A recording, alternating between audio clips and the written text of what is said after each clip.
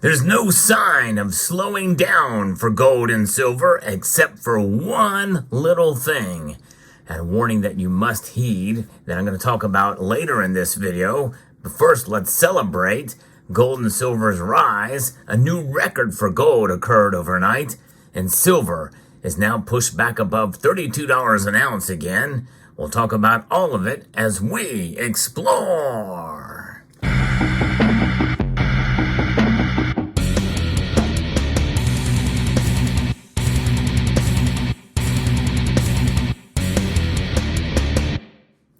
An amazing ride we had on the Sunday Night Market Watch.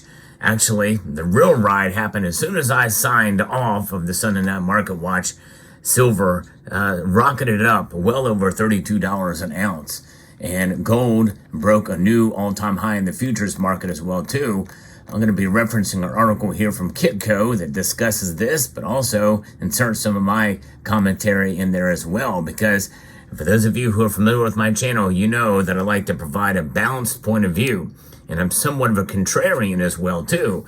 But really, it's just about being realistic. I'm really realistic on this channel with regards to precious metals. Even amidst the good news that we're seeing for gold and silver's prices, it does not change the fundamentals of where gold and silver are going. And they are starting the week with increased volatility as investors continue to react to the precious metals breakout moves that we saw on Friday and extend their follow-through on Sunday evening, although the evening started out with the prices muted for silver down and gold barely hanging on. Gold futures, though, rallied late into the night to a new all-time high of $2,454.20 an ounce. Now, that's the futures, which is a closer price for what you're going to see at bullion dealer websites, by the way. Silver prices surged to $32.75 in the futures market. Although the precious metals were off the recent highs, as the North American trading session kicked off, they are attracting some new momentum. And indeed they are. In fact, moments before the markets close, here is the tail of the tape for gold and silver. Gold is up $10.20, up 0.42% to $2,425.60 an ounce. Silver has shed off some of its gains. It is now $31.77, but it did get up as high as $32.57 earlier in the day. And so $32 is providing some amount of resistance. Twice now it hit it, and now it's coming back. And I'm going to give you a clue as to why that's occurring here in a moment. Looking ahead, analysts expect that gold and silver prices will move higher. However, they recommend that investors avoid chasing the market at current levels. I agree with that, actually, because it does seem like that there's only so much the silver market can do, especially the silver market. Gold is a little bit more resilient, but silver, though, is more volatile, and we're likely to see a pullback. And David Morrison, who is a senior market analyst at Trade Nation, said that while silver looks overbought, last week's move above $30 an ounce was a significant breakout. And remember, well, for those of you who joined me on the Saturday night or the Sunday Night Market Watch, you will know that I have declared victory for silver if it stays above that $30 an ounce through this week and into next week. And if it stays above $31, that's an extra bonus point. And that's what we're looking at here. So that is something that we should consider a victory. And that would suggest that some profit taking could come in now, and that's likely to happen, and that would be a natural pullback. And we should not be discouraged or lose heart.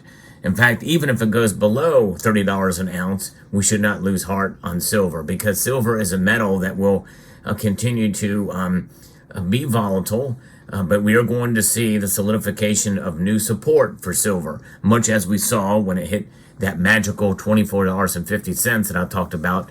It seems like it was weeks ago, but it seems like it was months ago, and then at 26 and then at 28. And most, I think, now would agree that it's not likely we're going to see it fall below 28 at this point. Now, anything could happen, and if it does happen, if it does fall back, it does not take away from what silver is or what it has done and the good gains that we've seen. I don't think we're going to see all those gains disappear, in other words. So I think people should keep their chin up and stay positive, even if we do see some pullbacks here and there. Traders would have to be very brave or foolhardy to short a market moving this way. It has made incredible gains. And so Ole Hansen, the head of commodity strategy at Saxo Bank, said that although gold looks a little overbought, it remains a buy on the dips. In other words, any kind of little dip, take advantage of, because it's more likely going to continue to climb up. By the way, what you're looking at here is some new gold and silver collectible pieces from the United States Mint, and they finally arrived. I'll talk a little bit more about those in a moment. It's the Liberty and Britannia series from the United States Mint. They finally arrived. I'll describe a little more about those towards the end of the video. We believe some patience is called for, not least considering that investors may need time to adjust and adapt to current high price levels. This includes central banks, major buyers since 2022, and whether their political motivation to buy bullion lifts their willingness to pay record prices. What he said in a note. Hansen also added that silver could have more potential than gold, as it just is seeing a breakout move.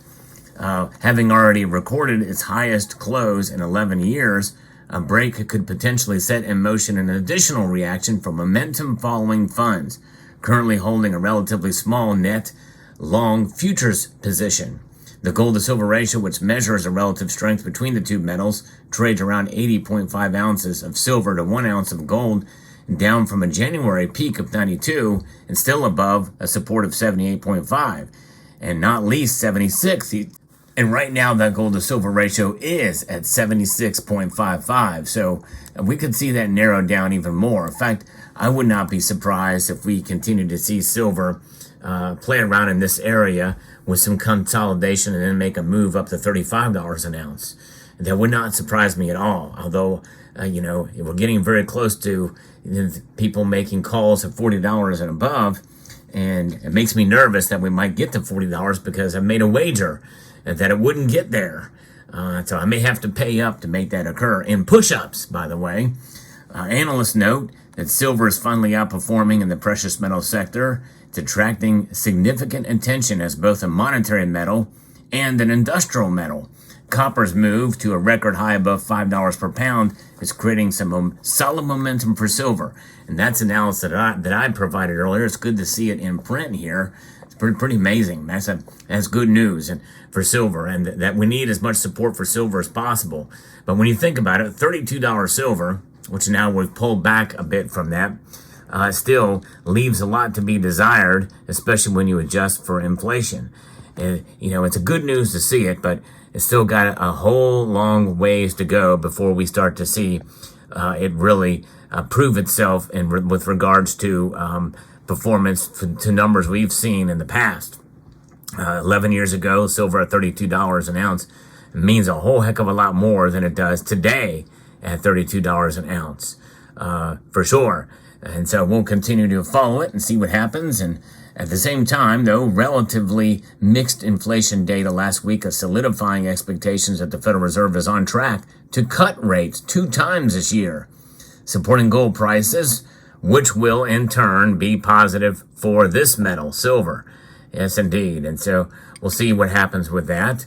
But gold is the metal that has really shone and shined, but it's not at its all-time high adjusted for inflation either. It still has quite a ways to go. So we'll see where that goes. I mean, we're talking over $3,200 in order for that to occur. For silver, it's over $200 an ounce. In fact, that's based off of how they measure inflation now. Never mind how they used to measure it.